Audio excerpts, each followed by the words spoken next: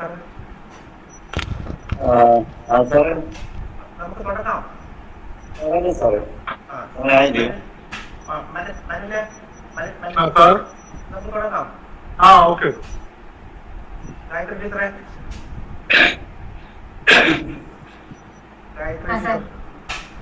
നമുക്ക് തുടങ്ങിയേക്കാം. സമയം ഒക്കെ ആയല്ലോ.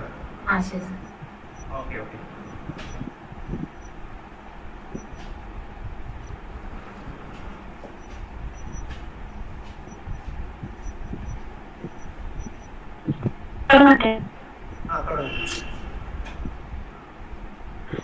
Good morning, one and all. Let me introduce myself to you. I am Neil. On optimal control theory, organized by Mathematics Department of Mother Teresa College.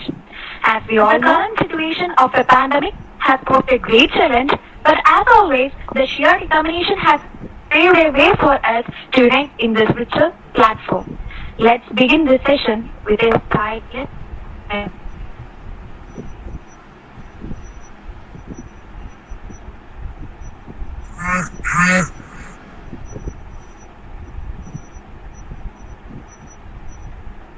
Now, I would like to invite Dr. James Alexander Sir, Head of Mathematics Department, Mother Teresa College, who provide us with to deliver welcome speech. I welcome you, sir.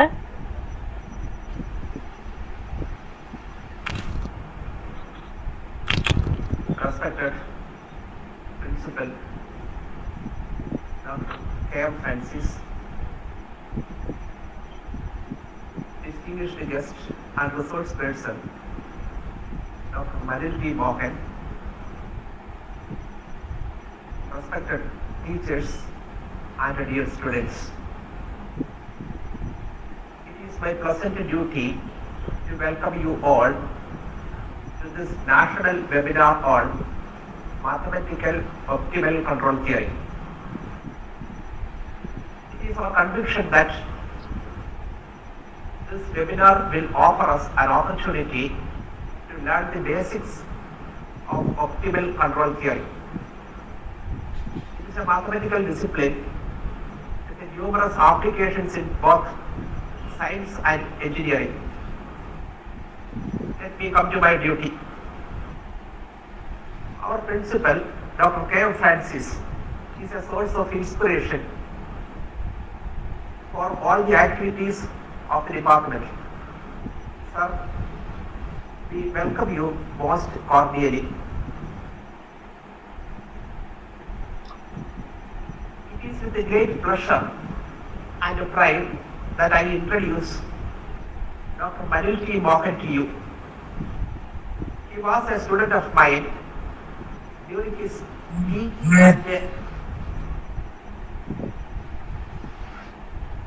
UG and PG programs in Marivangas College, Thiruvananthapuram. Dr. Manil took his PhD from ISR Thiruvananthapuram.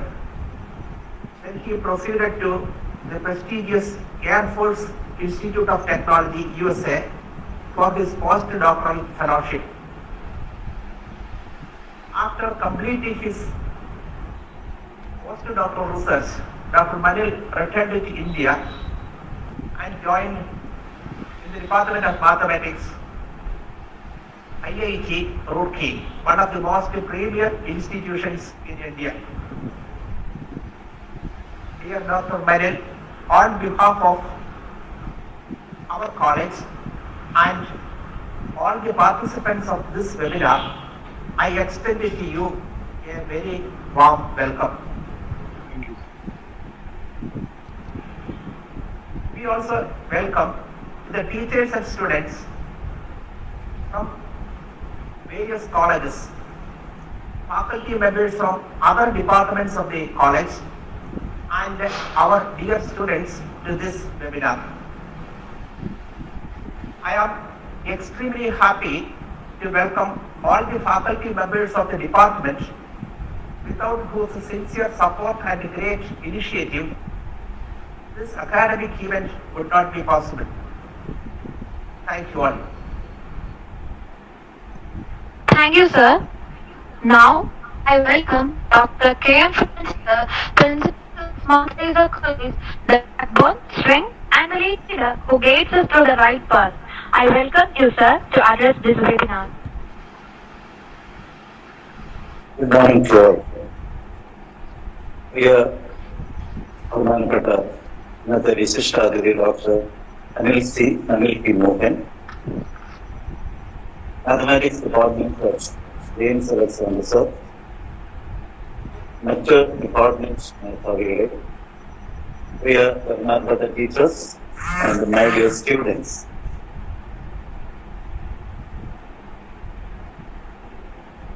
ഈ ഒരു വെബിനാറിനെ സംബന്ധിച്ചിടത്തോളം ഒത്തിരി പ്രത്യേകതയുള്ളതാണ്. അതിനെ സംബന്ധിച്ചിടത്തോളം വളരെ അഭിമാനത്തോടുകൂടി കാണുന്ന ഒരു വെബിനാറാണ് mathematics department host ചെയ്യുന്നത്. അതിൻ്റെ ഒരു പ്രത്യേകത എന്ന് പറയുന്നത്, this is the first national seminar organizing by Mother Teresa College. ഇതിനോടൊപ്പം തന്നെ ഈ ഒരു വെബിനാറിന്റെ മറ്റൊരു പ്രത്യേകത ഇന്നത്തെ നമ്മുടെ വിശിഷ്ട അതിഥി തന്നെയാണ്. ഡോക്ടർ അനിൽ പി മോഹൻ നമ്മുടെ ഈ കോളേജുമായിട്ട് നേരിട്ട് ബന്ധം ഇല്ല എങ്കിൽ പോലും ഒരു വലിയ ബന്ധം ഉണ്ട് എന്ന് ഞങ്ങൾ തിരിച്ചറിയും. നിങ്ങൾക്കറിയാം, മദർ തെരേസ കോളേജ് മാറിവാൻസിന്റെ ഒരു സിസ്റ്റർ കൺസേൺ ആണ്. ആ നിലയിൽ നമ്മൾ ഇന്നത്തെ വിശിഷ്ട അതിഥിയുമായിട്ട് ബന്ധപ്പെടുത്തുമ്പോൾ ഒരു ബന്ധം നമ്മുടെ കോളേജിനും അദ്ദേഹത്തെ സംബന്ധിച്ചുണ്ട്. എന്റെ വിഷയത്തെ സംബന്ധിച്ചിടത്തോളം എനിക്ക് ഒത്തിരി കാര്യങ്ങൾ പറയാൻ ഞാൻ ആഗ്രഹിക്കുന്നില്ല. കാരണം ആധികാരികമായി മാത്തമാറ്റിക്സിനെ സംബന്ധിച്ച് അവതരിപ്പിക്കാൻ പ്രാപ്തനായ ഒരു യോഗ്യനായിട്ടുള്ള ഒരു മനുഷ്യനല്ല ഞാൻ. ഇവിടുത്തെ പ്രസന്റേഷനെ സംബന്ധിച്ചിടത്തോളം, എന്നെ സംബന്ധിച്ചിടത്തോളം മാത്തമാറ്റിക്സിൽ ഒത്തിരി ഒരു അടിസ്ഥാനം ഇല്ലാത്തത് കൊണ്ട് ഒത്തിരി കാര്യങ്ങൾ എന്നെ സംബന്ധിച്ച് മനസ്സിലാക്കാനും ബുദ്ധിമുട്ടാണ്. പക്ഷെ എന്നെ സംബന്ധിച്ചിടത്തോളം വിഷയത്തിനപ്പുറം വ്യക്തിക്കാണ് ഇന്ന് ഞാൻ ഒത്തിരി പ്രാധാന്യം കൊടുക്കാൻ ഞാൻ ആഗ്രഹിക്കുന്നത്. കാരണം ഇതിന്റെ ഒരു പാർട്ടിസിപ്പൻസ് എന്ന് പറയുന്നത് മദർ തെരേസ കോളേജിലെ ഒട്ടുമിക്ക വിദ്യാർത്ഥികളും അതുപോലെ തന്നെ കൂടുതലും വിദ്യാർത്ഥികളാണ്. ആ നിലയിൽ നമ്മുടെ ഇന്നത്തെ വിശിഷ്ട അതിഥി നമ്മൾക്ക് വലിയൊരു പാഠമാണ്. അനിൽ പി മോഹൻ ജെയിംസ് സാറിന്റെ വലിയൊരു പെറ്റ് സ്റ്റുഡന്റ് ആണ്. അദ്ദേഹത്തെ സംബന്ധിച്ചിടത്തോളം മാത്സ് ഡിപ്പാർട്ട്മെന്റ് മാത്രം അവകാശപ്പെടാവുന്ന ഒരു വ്യക്തിയല്ല. എനിക്കും ഒരു അവകാശമുണ്ട്. അതുപോലെ തന്നെ മാറിവാൻസ് കോളേജിലെ ഓരോ അധ്യാപകരും മാനേജ്മെന്റിനും അതുപോലെ തന്നെ വിദ്യാർത്ഥികളെ സംബന്ധിച്ചും അദ്ദേഹത്തിന്റെ പുറത്തെ അദ്ദേഹത്തിന് ഒരു കരുതലും അതുപോലെ ഒരു അഭിമാനവും ഉണ്ട് എന്ന് കൃത്യമായിട്ട് നമ്മൾ മനസ്സിലാക്കുന്നു. അദ്ദേഹം ഒരു പാഠമാണെന്ന് പറയാൻ കാരണം, അദ്ദേഹത്തെ സംബന്ധിച്ചിടത്തോളം അനിൽ സാർ ഇവിടെ മാറിവാൻസില് മാത്സ് ഡിപ്പാർട്ട്മെന്റിലായിരുന്നില്ല എങ്കിൽ പോലും അത് മാത്സിന്റെ ഒരു സ്വകാര്യ സ്വത്തല്ല. അദ്ദേഹത്തെ സംബന്ധിച്ച് കോളേജിലെ എല്ലാ ടീച്ചേഴ്സിനും അദ്ദേഹത്തെ അറിയാം എന്നുള്ളതാണ്.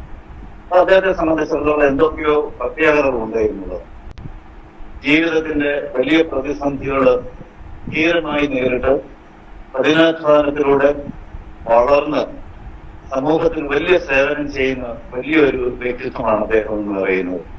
അപ്പൊ ആ നിലയിൽ നമ്മളെ സംബന്ധിച്ചിടത്തോളം നമ്മൾ മനസ്സിലാക്കുന്നത് ഗുരുത്വത്തിന്റെ ഗുരുക്കന്മാരുടെ വലിയ അനുഗ്രഹത്തിന്റെ ഒരു നേർക്കാഴ്ചയാണ് സാർ എന്ന് ഞാൻ സാറിന് തന്നെ വിളിക്കുകയാണ്. കാരണം അദ്ദേഹം അതിന് അർഹനാണെന്നുള്ളതാണ്. അദ്ദേഹത്തെ സംബന്ധിച്ചിടത്തോളം ദൈവത്തിന്റെ വലിയ അനുഗ്രഹം, ഗുരുക്കന്മാരുടെ വലിയ അനുഗ്രഹം, മാതാപിതാക്കളുടെ വലിയ പ്രാർത്ഥന, സഹപാഠികളുടെ വലിയ കരുതൽ സ്വീകരിച്ച് ജീവിതത്തിന്റെ വലിയ ഉത്തുംഗങ്ങൾ എത്തിയ വലിയൊരു വ്യക്തിത്വമാണ് അദ്ദേഹം. ആ നിലയിൽ ചിന്തിക്കുന്നത് അതുകൊണ്ടാണ് ഞാൻ ആദ്യം പറഞ്ഞത്, വിഷയത്തിനപ്പുറം നമ്മളെ സംബന്ധിച്ച് വിഷയത്തിൽ നിന്ന് പഠിക്കുന്നതിനോ എന്ന് പറഞ്ഞാൽ നമ്മൾ അതിന് പ്രാധാന്യം കൊടുക്കുന്നതും അല്ല ഞാൻ ഉദ്ദേശിച്ചത്. ഒത്തിരി നമ്മൾ അദ്ദേഹത്തിൽ നിന്ന് പഠിക്കുന്നുണ്ട്. കാരണം അദ്ദേഹത്തെ സംബന്ധിച്ച് അദ്ദേഹത്തിന്റെ ഒരു പ്രൊഫൈൽ ചെറിയ രീതിയിൽ മാത്രമേ ജെയിംസ് സാർ പറഞ്ഞുള്ളൂ. അദ്ദേഹത്തെ സംബന്ധിച്ച് അദ്ദേഹത്തിന്റെ ഒരു പ്രത്യേകത അനുസരിച്ച് അദ്ദേഹത്തിന്റെ പ്രൊഫൈൽ അദ്ദേഹം പറയില്ല. എങ്കിലും നമ്മൾ മനസ്സിലാക്കുക വലിയൊരു വ്യക്തിത്വമാണ് അദ്ദേഹത്തെ നമുക്ക് കിട്ടിയത്. മദർ തെരേസ കോളേജിന്റെ ഒരു ഭാഗ്യമാണ്. ഇന്നത്തെ ഈ വെബിനാറിൽ അദ്ദേഹം വന്ന് പങ്കെടുക്കുന്നത് ഒത്തിരി സന്തോഷമുണ്ട്. ഒരിക്കൽ കൂടി കോളേജിന്റെ പേരില്, മാനേജ്മെന്റിന്റെ പേരില്, അതുപോലെ തന്നെ കോളേജ് കമ്മ്യൂണിറ്റിയുടെ പേരില് വളരെ വിനയത്തോടുകൂടി, വളരെ സ്നേഹത്തോടുകൂടി, വളരെ സൗഹൃദത്തോടുകൂടി ഈ വെബിനാറിലേക്ക് അദ്ദേഹത്തെ സ്വാഗതം ചെയ്യുകയാണ്. ഇങ്ങനെ ഒരു വെബിനാർ സംഘടിപ്പിക്കുന്നതിൽ മാത്സ് ഡിപ്പാർട്ട്മെന്റ് കാണിച്ച വലിയ താല്പര്യത്തിന് അല്ലെങ്കിൽ അതിന് മുൻകൈ എടുത്ത ഡിപ്പാർട്ട്മെന്റിനെ അതുപോലെ ടീച്ചേഴ്സിനെയും ഞാൻ കോളേജിന്റെ പേരിൽ പ്രത്യേകം അഭിനന്ദിക്കുകയും അതുപോലെ തന്നെ ഈ ഒരു വെബിനാർ ഒരു വൻ വിജയമാകട്ടെ എന്ന് ഞാൻ ആശംസിക്കുകയും ചെയ്തുകൊണ്ട് മനൽ സാറിനോട് ഒരു വാക്ക് പറയുകയാണ്. എനിക്ക് നേരിട്ട് കാണണമെന്നുണ്ട്. അവിടെ ഞാൻ കണ്ടു. ജീവിതത്തിന്റെ ഏതെങ്കിലും മേഖലയിൽ നമ്മൾക്ക് പരസ്പരം കണ്ടുമുട്ടാം എന്നുള്ള പ്രതീക്ഷയോടുകൂടി, പ്രാർത്ഥനയോടുകൂടി ഞാനൊരു വാക്കുകൾ അവസാനിപ്പിക്കുന്നു.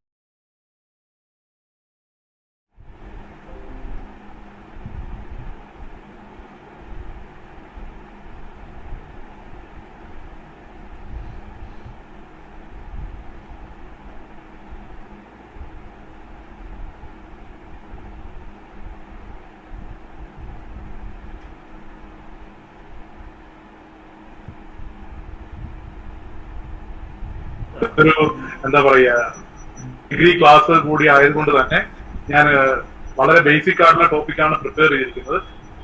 അപ്പൊ ഞാൻ വളരെ ബേസിക് ആയിട്ട് തന്നെ പറയാൻ ശ്രമിക്കാം.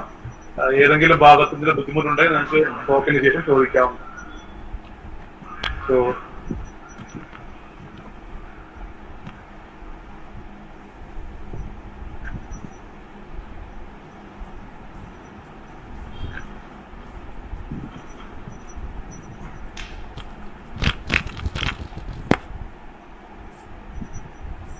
എനിക്ക് തോന്നുന്നു നിങ്ങൾക്ക് എന്റെ സ്ക്രീൻ കാണാൻ കഴിയുമെന്ന് തോന്നുന്നു. Hope that you can you can see my screen, right? Hello sir, you can see my screen, right? Yes sir. Yeah. Okay, thank you. So my today's topic is an introduction to mathematical optimal control theory. So you can think it as an application of differential equation. So differential equation comes in our day-to-day life, and the basic aim of this talk is to give you a flavor of what mathematical optimal control theory is and how the applications of differential equation comes in our day-to-day life. Means modeling of differential equation or modeling of real life problem and how it is automatically connected to the differential equation. So that is the basic aim of this talk. I will make sure that less mathematical terms I will be using, and I will try to make it more convenient for you to understand the concept. So this is the outline of my presentation. My basic aim, as I told you in the early, like in the beginning also, that I will be presenting only in like some true examples. I will take you to the theory in a very interesting way. That's what my aim is. So let us start with a simple ordinary differential equation. So as all of you studied in your +2 classes, what is an ordinary differential equation? So you can think it as like some dx by dt equal to f of xt. So here instead of dx by dt, I am using x dot. So whenever I am using x dot, the meaning is dx by dt. So x dot equal to f of xt. So you may wonder I am not taking a one-dimensional equation, I am taking a n-dimensional equation, or I have a system of n ordinary differential equation. There is a reason behind it. You will see in my examples why I have taken a system of linear or a system of differential equation. The basic reason is you may have one or more variables in your original problem. So we want to characterize several variables. So I am bringing different like equations, and I am bringing together into a system of equation. So my system of equation is x dot of t equal to f of xt with x of 0 equal to x0. So x is a mapping, or x is an Rn valued quantity, means x will have n components, say x1, x2, etc. xn. And my time, since almost all the real life like situations will come depending upon time, and we will be taking in rate of change with respect to time. So our initial time will be always 0, and we will be evolving from 0 to infinity. That is the idea. So for example, if you take population model, so we will have some initial population, and as the time changes, the population rate will change. So that's why we are taking the unknown quantity is a mapping from 0 infinity to Rn. Why it is Rn? Because I have n variables, say x1, x2, etc. xn. So basically my point is, this differential equation will be of the form dx1 by dt equal to f of f1 of x1, dx2 by dt equal to f2 of x2, etc. dxn by dt equal to fn of xn. That's why I am taking f as a mapping from Rn to Rn. Now the question is, why I am calling it as a dynamic evolution. So why the word evolution is important? Because you are starting from some quantity, after some time you will get some another quantity. It is evolving over time. So initially you had something, and after some time you will get some another result. So you are evolving over time. That's why this word evolution is important. So this word evolution is important here. Dynamical evolution. So you are starting from 0 and you are evolving, and this x usually we call it as a state of the system. So x is the state, and dynamical evolution means I am changing with respect to time.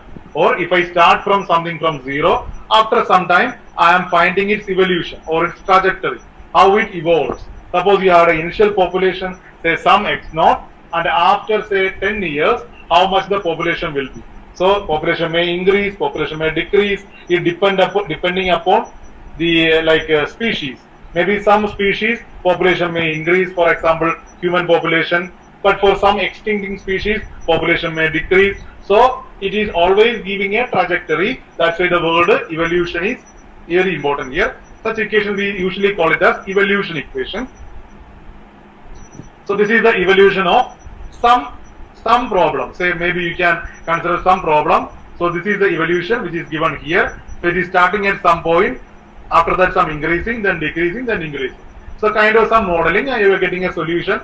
So as you can see here, there is a derivative is appearing. So your solution, if you say about a solution, it must be at least one time differentiable. So differentiable functions are always continuous.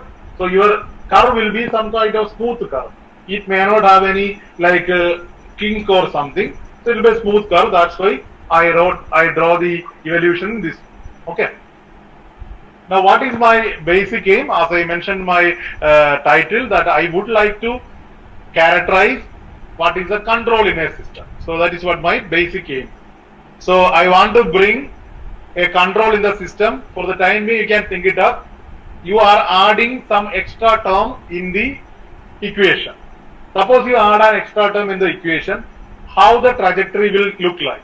For a simple example, let us start with a simple problem. Say dx by dt equal to x. So derivative of some function equal to same function.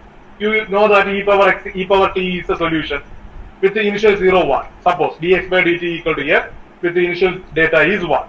So e power t is a solution. Suppose I am changing my right hand side, say x with the x plus 1.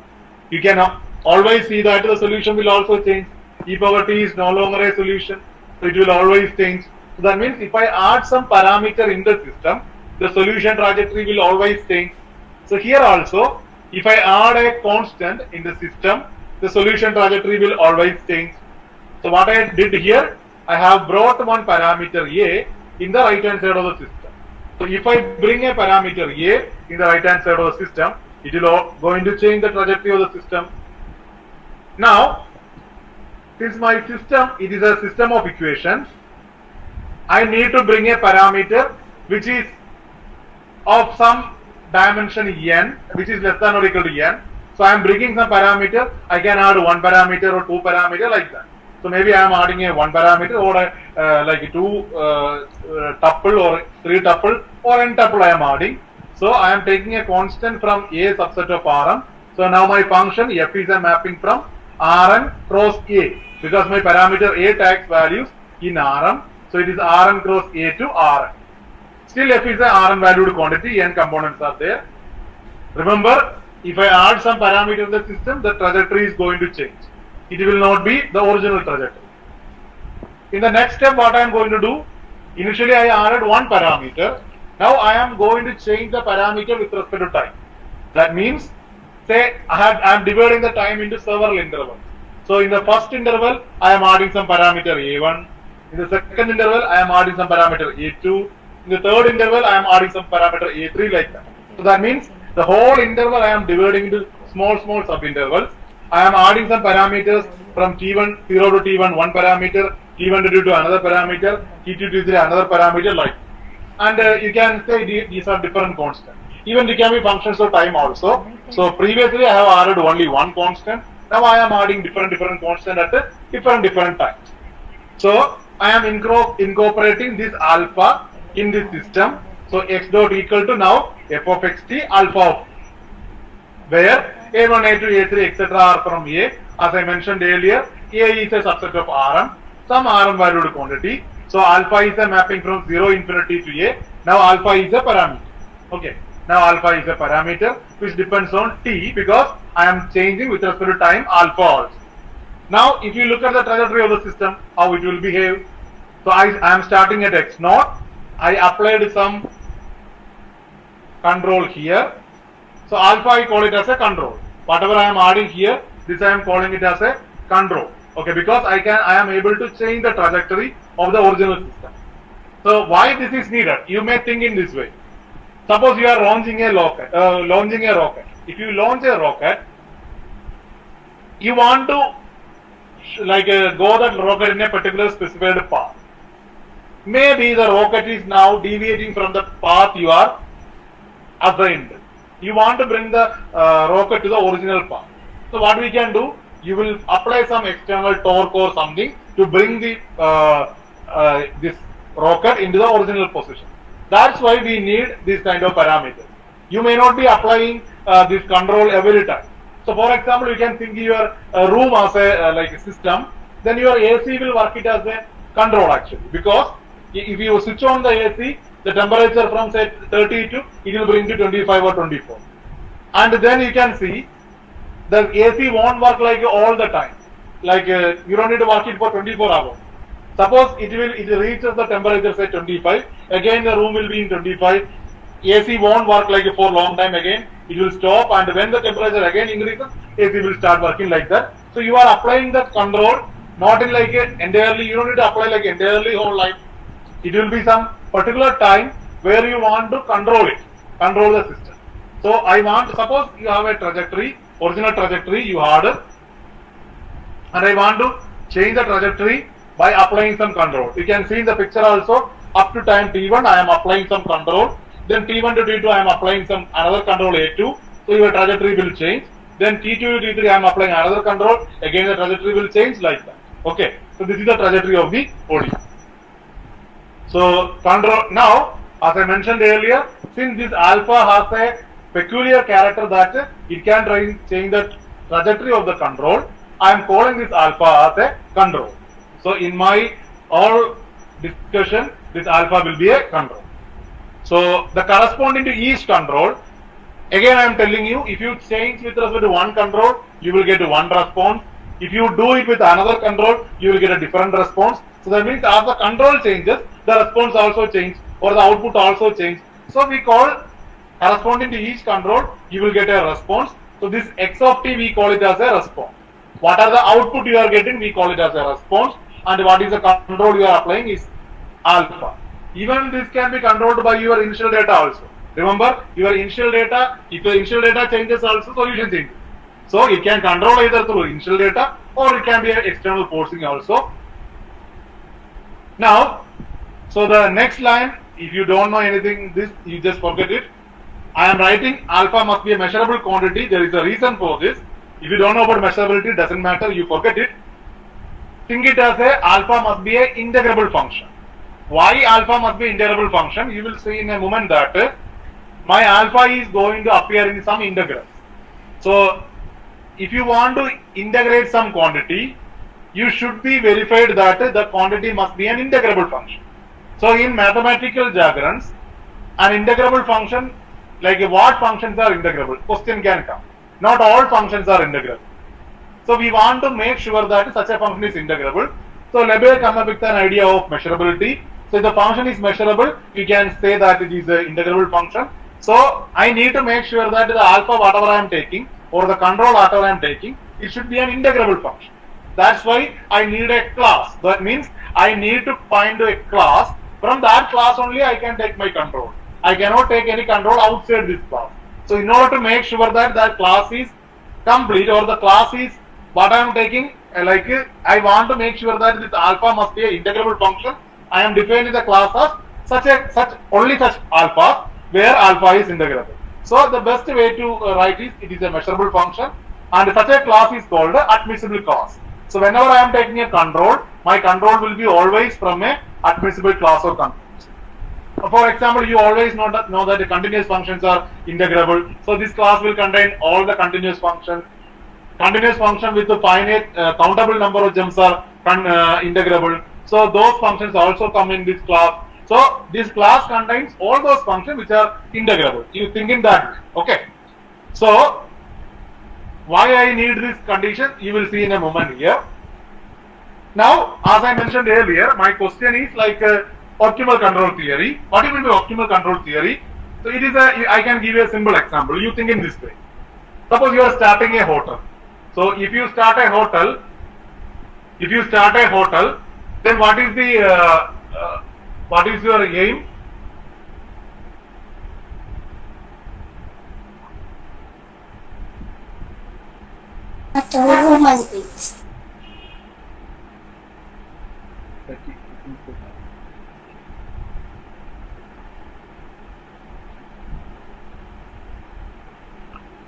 So sorry. So what our aim is, like suppose you are having a hotel and you want to sell something, like you are starting a hotel, and what is your basic aim? Our basic aim is to maximize the profit and minimize the cost by giving a reasonable food to, or like customers must come. If somebody comes, he has to come again. So giving a reasonable, tasty food, we want to maximize the profit and minimize the cost. That's what our aim is.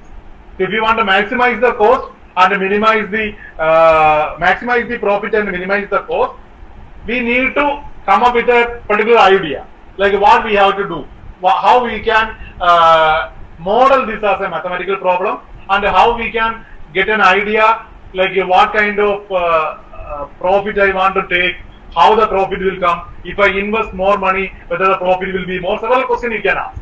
So my question is, I want to ask, like I want to apply some controls in the system so that I will get a maximum profit or minimum cost. That's what my aim is. So if you have a mathematical problem, your idea is to maximize something or minimize some other thing. That's what your idea is. In my problem, I am taking always a maximization problem. So I want to maximize the profit. So I have a reward function. Now what is my reward function here? I am writing it as a integral 0 to t r of x of t alpha t into dt plus g of x of t. R is something called running cost. You take the total example.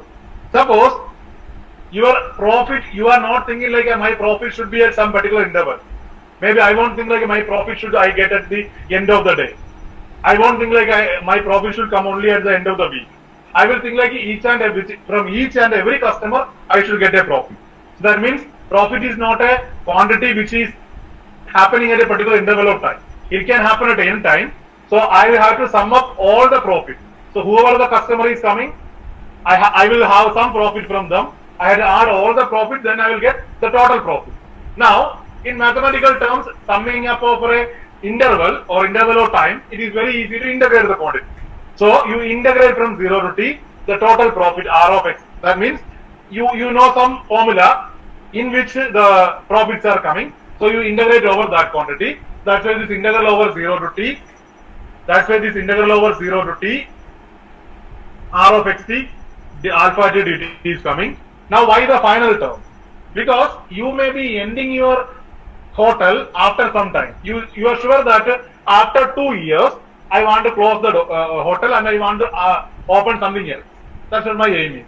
So I should have a terminal cost also. Meaning I should end my business after 2 years and I have to start something else. So I have to make a maximum profit at the end also. So that's why this terminal cost is coming G. So here R is a function from Rn gross A to R. It is a real valued quantity.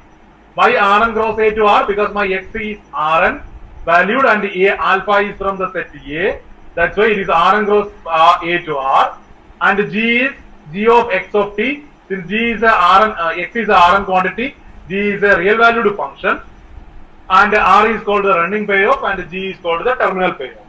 So for us the terminal time is a fixed quantity. So it is not a varying in time. It is a fixed quantity. I know when to stop my business. That is the idea. So this is the payoff function I am having. Now what is the optimal control problem? That's the question we in the beginning of the talk we are asked. Now you want to maximize something. So you have a set of controls, whatever you are applying. If you apply this control, I know that the solution trajectory is going to change. Now the question is, for which control? You take all the control from your class. The question is, which control will bring you the maximum of the payoff? So the question is, you have the admissible class. From that admissible class, you are taking different controls. And from one particular class, if you take a particular control, for that particular control, all the other quantities will be less than this. That's why it is written P of, if you substitute this alpha star in your cost functional or payoff functional, P of alpha star should be greater than any other alpha from the class. Whatever the alpha you take in the arbitrary class, for this alpha star, it should be the max.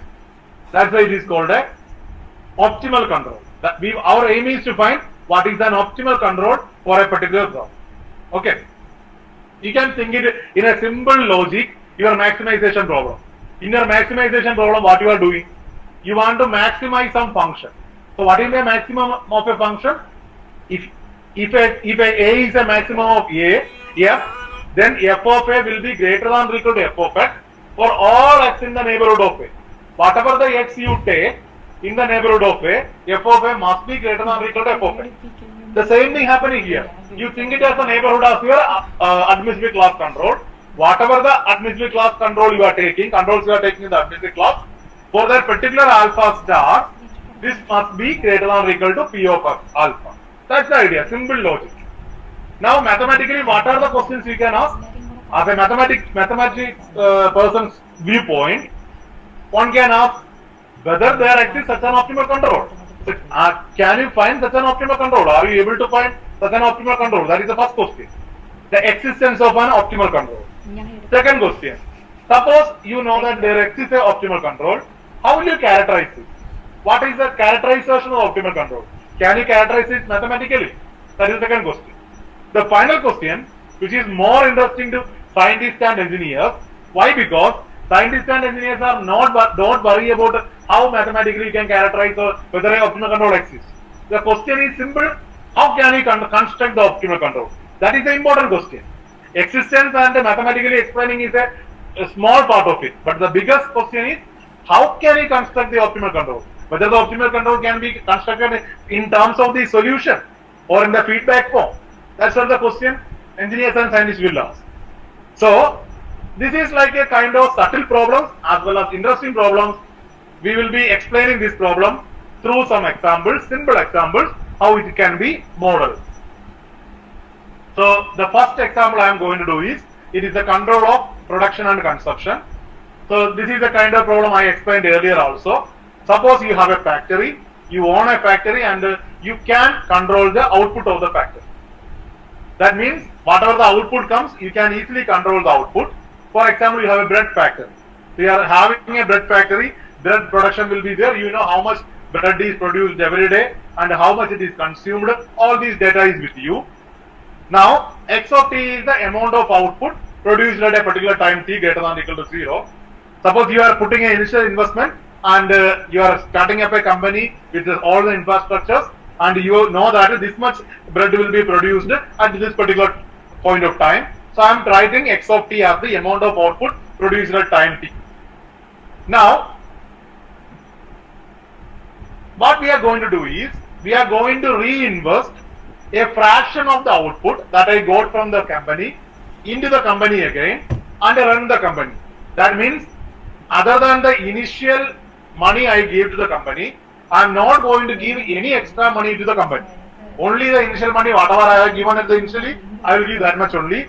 The rest, what I will be doing, I will take a fraction of the output from the company and I will reinvest in the company. Meaning, suppose I am getting a particular amount from the company, say 100 breads I am getting, or 100 breads packet I am getting. Maybe I will reinvest 40 bread packets and I will take my 60 bread packets as my profit. Or it can be like a fraction, like 30% to 70%, 60% to 40%, or 80% to 20%, or 100% to 0%. Maybe I will reinvest 100%, I won't take any output also. So this is the idea. So a fraction I will take and I will give some less of the fraction back to the company. Now I am calling alpha t as the fraction of the output reinvested at time t. At a particular time t, alpha t is the fraction I am reinvesting in the company. Now, this is our control. Since it is a fraction, you know that alpha can be between 0 and 1 only. Because it is a fraction like 1 by 3, 2 by 3, 1 by 2, 1 by 2, 3 by 4, 1 by 4, like that. Since it is a fraction. So alpha will be always between 0 and 1. Let us model the problem mathematically. So, first question is, what is the rate of change in the output? Remember, rate of change of the output is always proportional to how much I am reinvesting to the company. That's what the rate of change of output will come. So, how much I am reinvesting? Alpha fraction I am reinvesting. Since it is a fraction, so total reinvestment will be alpha times x of t. Since the rate of change of output is proportional to alpha times x of t, there will be a growth constant. So k of growth of the reinvestment. So I can model my problem as x dot equal to k alpha t x of t with the initial data x of 0 equal to x naught. Now what is my payoff functional?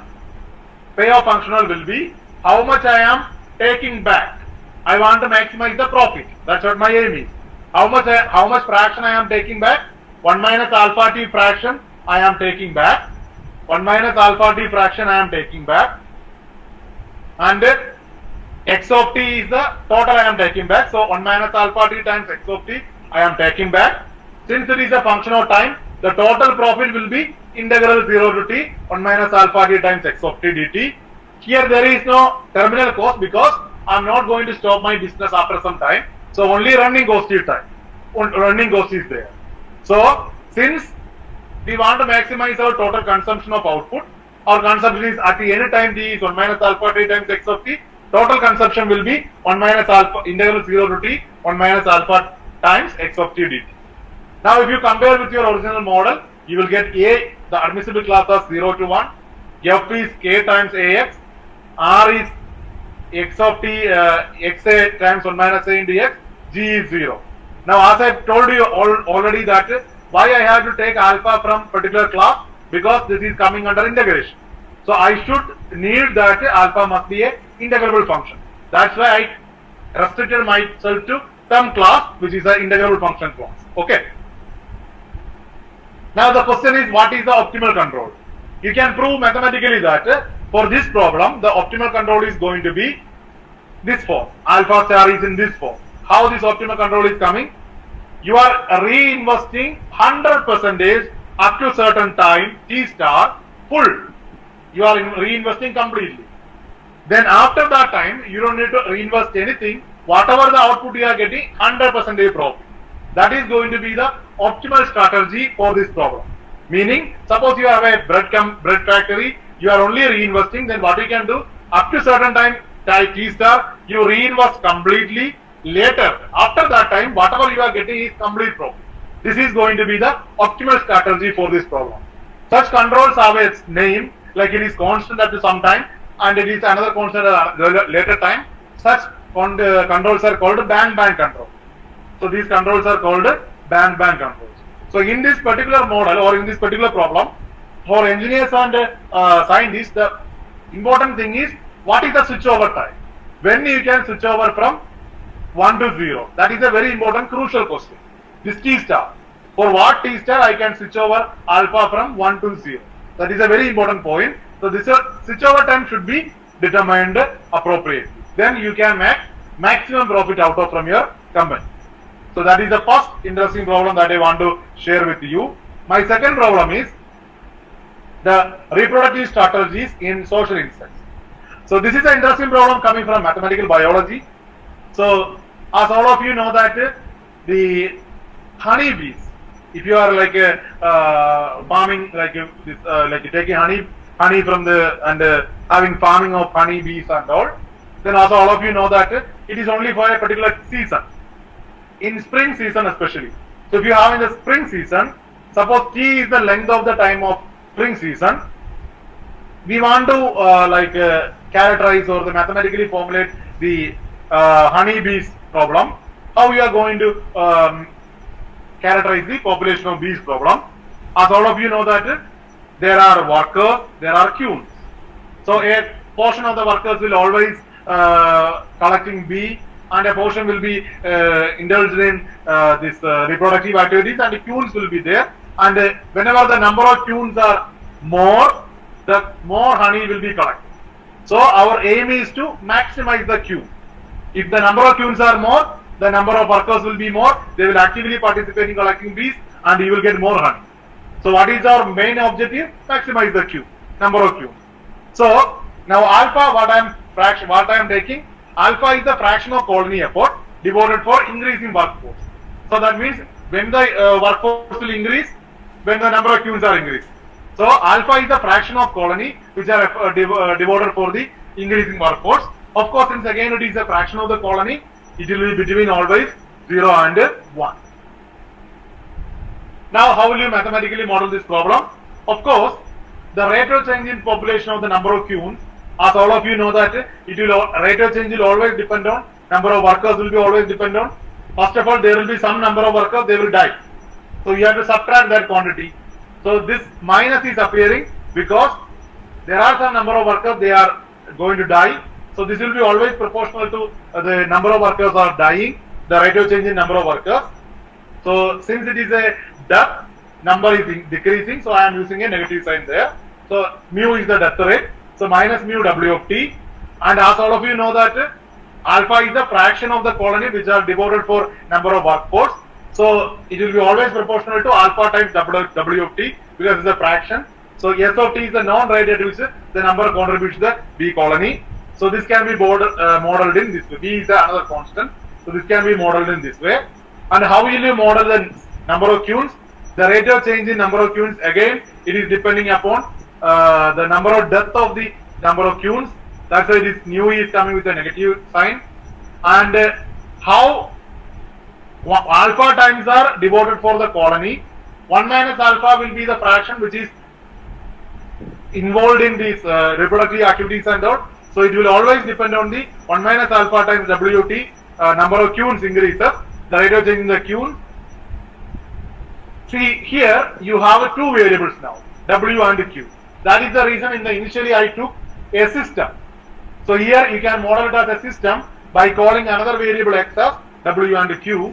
Initially there were W naught workers and Q naught queens. Now how will you, what is the aim? You want to maximize the number of queens. So what is your aim? At time T, number of queens will be maximum.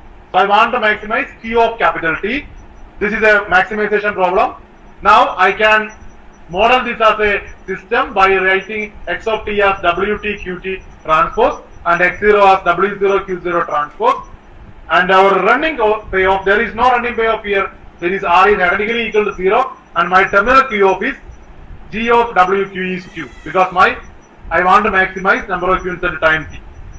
Interestingly, again for this problem also, the optimal control is turns to be band control. Again, it turns to be band control. Now I am going to another problem in physics. So it is another interesting problem. All of you know that the pendulum problem. You know that theta double dot equal plus omega square theta equal to 0. Two solutions are sine and wave solution because it's a wave equation. So the two solutions are sine and cosine. So it will oscillate like this, oscillate, and it will be going. It will never become 0. It will oscillate. It is an oscillating function. It is a real valued function which is periodic. It is a smooth function, infinite and differentiable, both sine and cos. Now suppose you have a hanging pendulum. So that means you have a damping term here. Suppose you have a damping term, now that is a lambda times theta dot t, lambda is positive. You won't get a periodic solution which is oscillating. You will get a solution, a damped oscillation. What is the damped oscillation? You have an initial oscillation like this, high oscillations. Later the oscillation will come small, and eventually it will become 0. At time t, as time t equal to infinity goes to infinity, these oscillations become 0. That is called a damped oscillation. Okay. If you bring a parameter like theta, lambda theta dot in the system. Now, my aim is to find a time t such a way that you apply a control in the system. You apply a torque in the system. I want to find a time t at which the oscillation becomes 0. I don't want to go to the oscillation at infinity. I want to make it to 0 before some time. This oscillation will come to rest. That's what my aim is. So I am applying some torque in the system. So alpha is between minus 1 and 1, and I am applying some. You can think it as an external force. I am applying some force in the system. I want to bring the pendulum into rest in finite time, not in infinite time. I want to bring it to finite time. So I can model. Of course, this is a second order equation. So for a second order equation, how will you change into a system? It is a very easy thing. What you can do is you call the variable x1 as theta, x2 as theta dot. So you will get x2 dot as theta double dot. x2 dot as theta double dot. From here you will get theta double dot is nothing but minus lambda x2. This is my theta dot is my x2 minus omega square. Theta is my x1 plus alpha. Now x1 dot is theta dot. So x1 dot is theta dot, which is nothing but x2. So you can transform into a system again, which is f of x alpha. Now, what is my aim?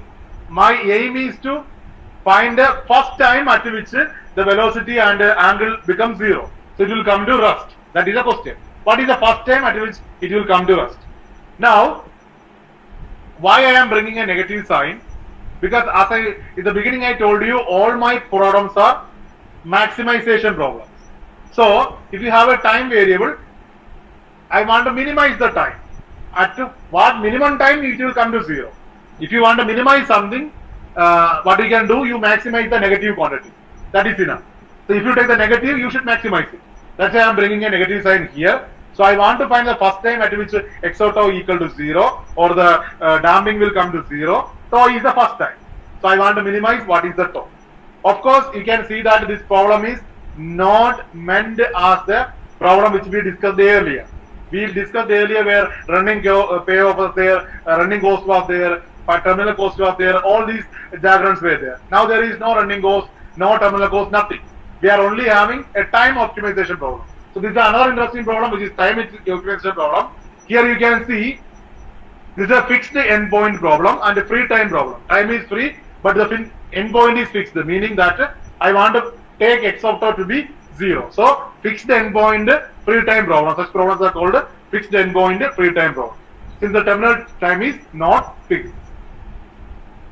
Now, as you have already seen in your recent news that the Chandrayaan 2, unfortunately, our Chandrayaan 2 mission was not a successful one, and the problem it was facing was the soft landing problem. So, what was the soft landing problem? The spacecraft must land on the moon surface in a smooth way or soft way. It should be having it should not fall with the speed which is traveling. It should be a soft landing problem with a minimum amount of fuel used. You should use the minimum amount of fuel, and it should land on the moon surface in a soft way. So the problem with our Chandrayaan 2 was the soft landing problem. When it landed on the moon, it couldn't control and it burst up. So that was the exact problem happened.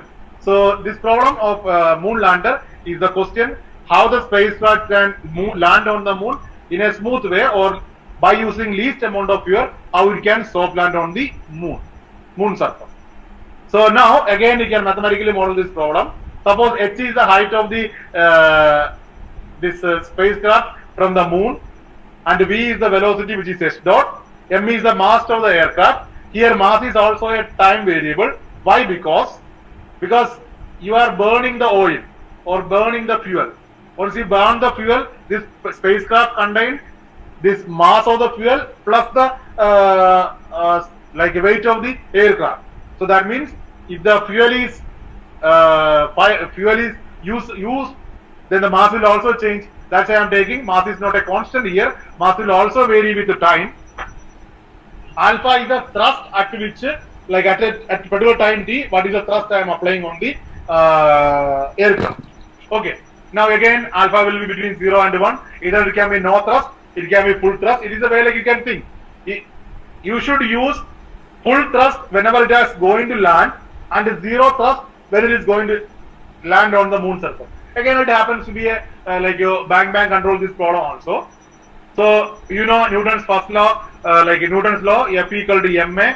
So here m into s double dot, because v is the velocity, so acceleration will be m into s double dot, which is the total force applied on the system, which is nothing but minus gm plus alpha, where g is the gravitational force and alpha is the thrust we are applying.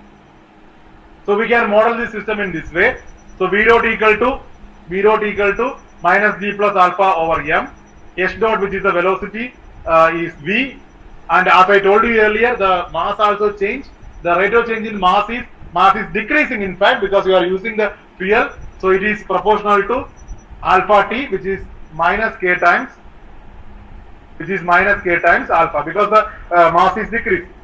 Now we can summarize the problem as a system again by calling x of t as v, h and m. Okay, so you have a system now by calling x of v, h and m. So x dot equal to f of x plus f of x alpha. Now what is the question you are going to ask? I want to minimize the amount of fuel used up. So amount of fuel used up means what is the amount of fuel in the whatever the amount of fuel available in the spacecraft, you should maximize that particular fuel. That's why this is a maximization problem. You maximize m of tau. Tau denotes the first time where this land on the moon. So this spacecraft land on the moon where HO tau and VO tau equal to 0. So I want to maximize the fuel which is in the spacecraft. So it is something called a variable endpoint problem, because we don't know when the spacecraft is going to land on the moon. So it is a variable endpoint problem. Endpoint can vary actually, because we don't know the mass of the fuel also, how much it is used up. Only thing we know is the maximum, it should maximize the fuel, whatever be there in the spacecraft, it should be maximized.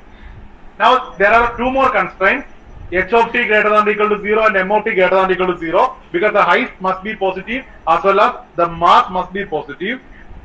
This usually, when you have a differential equation, you find a solution, you don't know whether the solution is positive or negative. So it is our duty to verify that whether the solution is positive or negative. So we are additionally bringing some constraint that the height and the mass must be greater than or equal to 0. Okay. Let me come to my final example, which is a rocket railroad. So rocket railroad car is an example where you can think like this. You are firing a rocket. You want to bring that rockets to a particular place by using this rocket railroad car. So this car will bring that rocket to the point where we are going to shoot the rocket or fire the rocket. Now this rocket railroad engine connects the rockets both sides, meaning in the left side as well as the right side. In both sides rockets are there. Now this rocket can fire from either side, either from left side or from the right side. Okay. Since the thrust of the rocket we are applying either from right or from the left, I am using for negative sign for the left side and the positive sign for the right side. That's why my alpha is varying between -1 and +1. Okay. So alpha is the thrust applied in the rocket. Q is the position of at time t. V is the velocity at time t, which is the derivative of Q. Alpha is the thrust we are applying, and alpha, since it can be fired from either left or right, alpha will vary between -1 and +1. Now, again I am applying Newton's law. If I apply Newton's law, I will get m q dot, that is a force which is equal to alpha, the thrust I am applying, F equal to ma. So this is my equation, m q double dot equal to alpha. Again you can change this into a system by defining q and v, x as q and v, where v is q dot, the velocity is the directed displacement, that's what you are using there. So I can write my system as x dot equal to this system, this way I can write. Now we want to figure out how the rockets are fired so that minimum amount of time is used to bring to some position. Suppose you are firing from particular place, you want to bring the rocket into a particular place. Wherever it is going to land, I am denoting that particular place as origin. So you can think in this way. You have a xy plane, you are particularly starting from a point xy. You want to bring to that origin, means to the origin I want to fire, that is my destination. Wherever I am starting, I am calling it as xy. So from xy I want to bring to the origin. So I am firing a rocket from a particular place, I want to bring to the origin. So I should use minimum time. What is the minimum time I can use so that this rocket will come and land on this particular place? That's what the question is I am asking. So I want to steer to the origin in minimum time. Again it is a time optimization problem. So I want to minimize the time. So that means my cost functional is maximization cost functional. So I should take minus tau. Tau is the first time where q of tau and v of tau will come to 0.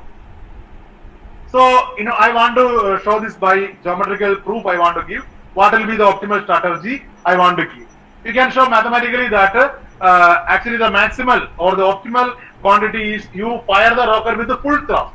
Either from the right or from the left, you fire with the full thrust. That means alpha is either +1 or -1. If you fire it from the left, it is -1. If you fire it from the right, it is +1. So you fire the rocket engine with the full power, either from the right or from the left. Okay, our attention is only to those controls which are like each moment of time, either from the right, left or from the right, with the full power. If you take alpha equal to 1, how the system will be changing? So my velocity is nothing but q dot, that is the rate of change in the position. So q dot equal to v, that is my first equation, and v dot, the rate of change in the velocity, acceleration. As I am taking alpha equal to 1, I am assuming m equal to 1 here, mass is 1, mi is scaled to 1. So v dot equal to 1. If you cross multiply, what I will get? v dot equal to q dot. Here you can see v dot equal to q dot. And what is v dot? It is a half times v square dot, the derivative of v square, which is equal to q dot. Derivative is appearing both sides, so you can integrate between t naught and t. So if you integrate this expression between t naught and t, you will get v square t by 2 minus v square t naught by 2 equal to qt minus q of t naught. Consequently, you multiply by 2, you will get v square equal to 2q plus v square at t naught minus 2q t naught. T naught is a known quantity, so I know what this quantity is. This is a constant, I am calling it as b. So basically I am getting an equation v square equal to 2q plus b for some constant b. For alpha equal to 1, I am getting a parabola now. So for this is a particular parabola which connects v and q. So basically this parabola will look like this. So this is a parabola for alpha equal to 1. So this is a parabola which faces in the positive q axis. So this is a parabola corresponding to alpha equal to 1. Now what will happen for alpha equal to -1? Let us see. For alpha equal to -1, only one difference is v dot will become -1. Again you cross multiply. You will be getting v dot equal to q dot. And hence left hand side is a half times v dot square equal to minus q dot. Again derivative is appearing. You integrate both sides. You will be ending with v square equal to minus 2q plus 2q t1 minus v square t1, which is a constant again, which is c. So I am getting v square equal to minus 2q plus c for some constant c again. Only difference between the previous case is, previously it was v square equal to 2q plus b, here it is minus 2q plus, only the sign changes. So the parabola will be looking in the opposite direction, in the negative q direction. This is the corresponding trajectory of the system when you fire from the left side. Now how will you bring up a optimal trajectory? So suppose you want to fire the rocket from a particular point. I want to bring into the origin. The idea is, what we can do, you have several parabolas that it travels through that particular point. You find one parabola, use the control over there, bring it to the parabola. There may be some another parabola which will bring to the origin. You bring back to the origin. I am giving a picture here, very simple. Suppose you are to fire from here, I want to bring it over here.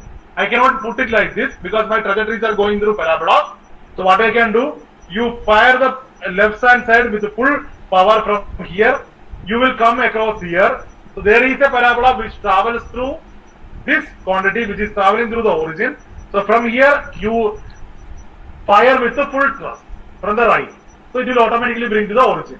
From here through this parabola with from the left side, from here through this parabola to the right side, you will get to the origin by using this method. By using the this is a geometrical interpretation of this curve. Okay. So this is for the whole day. So basically I have taken all the details from this second book, L.C. Evans, An Introduction to Optimal Control Theory. So this is a lecture notes. It is freely available in the website. And this lecture notes, basically he gives whatever I have taken is the first chapter. In the remaining chapters, he is bringing some novel ideas like Pontryagin maximum principle, viscosity solutions, Hamilton-Jacobi equation. There are several things discussed. Why it is important? You can think like in a optimization problem, in a maximization problem. Suppose you want to maximize something, what is the first order necessary condition? The derivative at that point must be equal to 0. That is the first order necessary condition, because you have a maxima at some point means at least first order necessary condition says the derivative if you take, it should be the tangent should be parallel to the x-axis. So derivative must be equal to 0. That is the first order necessary condition. Similarly, here also you can prove the first order necessary condition, which are called the Pontryagin maximum principle. Basically, this originated around some 1945 when the war was happening, Second World War was happening, because people were using to like maximize the food, minimize the food they are wasting, and maximize the food and maximize the weapons what they are carrying. So there were several problems come, and Russian mathematician Pontryagin and his students formulated this in a mathematical problem, and later it came as Pontryagin maximum principle.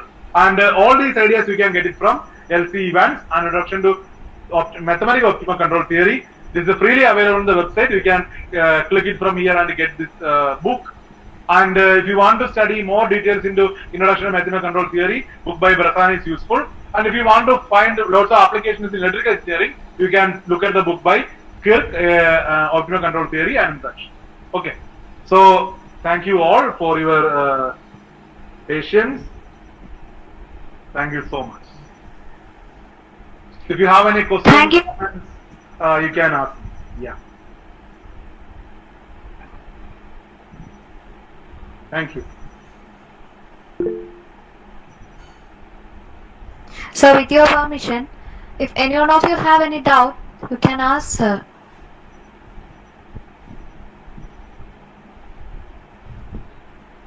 Hello, sir. Yes. Thank you, sir, for such a wonderful session.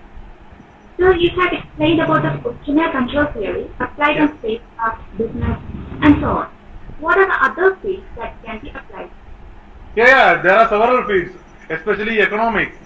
See, economics is the one important field where you can explore this, especially Hamilton-Jacobi equation, viscosity solution concepts are explored in economics, because mathematical economics is the area where people have explored like anything. You can feel like Black's course, which is they model the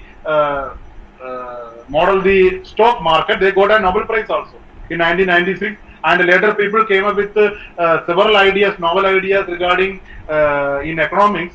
They have come up with all these maximum principles and all. So it has enormous application. I myself have like went through several applications in mathematics, biology, physics, then in spacecraft, astronomy and all. Especially if you look at like most of the engineers, they are working in like mechanical engineering. They are very good in optimal control theory, electrical engineering. So because electrical engineering is another area where like it is very much applicable, because the amount of energy should be minimized always. Because if you have a bulb, if you have a tube, amount of electricity, amount of energy should be minimized always. How you can come up with the new material? What is the like mathematically how you can explain? So it has enormous application in several fields. Okay. Thanks so much, sir.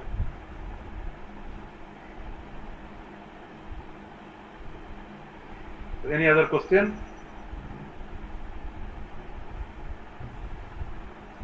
also there can be another question by Krishnaja here.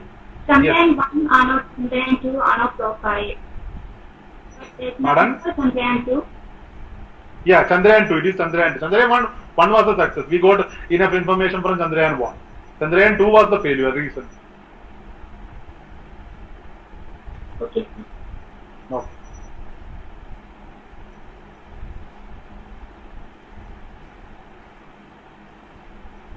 Any more doubts?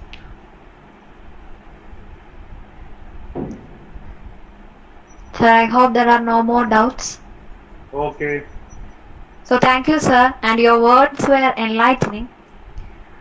Now I welcome Krishnaja VS over to you, Krishnaja.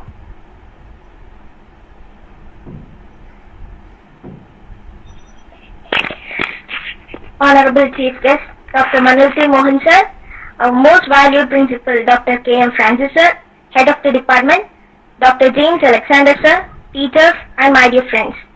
No duty is more urgent than that of returning thanks. It's my privilege that I have been asked to propose a vote of thanks on behalf of the department and volunteers. I must mention our deep sense of appreciation towards our respected resource person, Dr. Manoj Mohan sir, for not only sparing his valuable time for us, but also for enlightening us with his talk on the topic Mathematical Optimal Control Theory. You have indeed put best of your effort to make this event a memorable one. I thank you, sir, on behalf of each and everyone present here. The next, I must thank our Honorable Principal, Dr. K.M. Francis sir, who gave us the wonderful opportunity to conduct such a memorable event and for his valuable time. Thank you, sir. Now, I should thank our beloved Head of the Department, Dr. James Alexander sir, and all the teachers of Mathematics Department of Mother Teresa College who are the organizers of this webinar.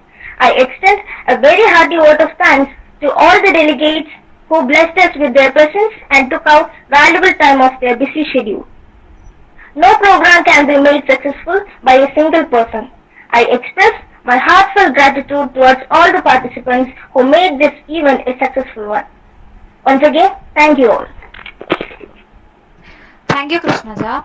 Participants, please note, e-certificate link is provided on chat box. I repeat, participants, please note, e-certificate link is provided on chat box. Now, it's time to wind up this section. We hope this section has been of immense value to each and everyone. Thank you for your cooperation. Have a nice day. Thank you. So now I can leave, right?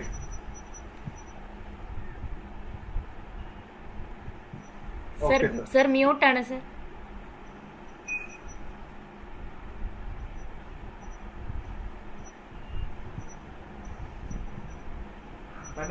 Manil, thank you very much.